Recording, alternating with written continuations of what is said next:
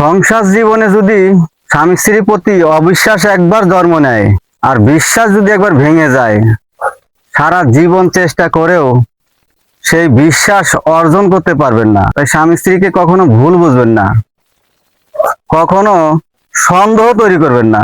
সন্দেহ খুব খারাপ জিনিস। একবার যদি সন্দেহ তৈরি হয়, আজীবন সেই সন্দেহ বয়ে বেড়াইতে হবে।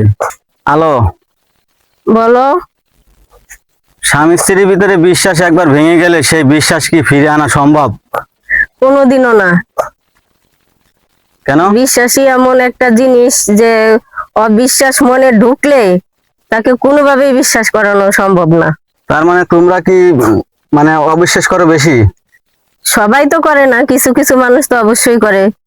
তার মানে তোমরা নারীরাই অবিশ্বাস করো স্বামীদের বেশি?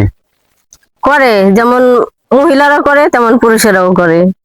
উপভোগকেই দুজনেই করে। না, আবার পুরুষ। কিছু স্বামী স্ত্রীরা আছে তাদের ভিতরে অনেক ভালোবাসা, মায়া, মহব্বত। তুমি কি আমারে ভালোবাসো?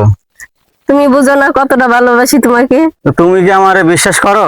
হ্যাঁ, আমি তো আমার জীবনের থেকেও বেশি ভালোবাসি তোমারে। আমি আজকে যাই 10 জন মেয়েদের সাথে ঘুরবো, যাও ঘুরো। তুমি সন্দেহ করবে না তো? আবার না। এই তো আমি তো তোমার বইলা গেলাম, আবার রাত্রে বাসায় যাবো, যাওয়ার পরে কইবো যে এই তো তুমি আইছো, ওই অমুক তমকের লগে তুমি আজকে ডেটিং করছো না?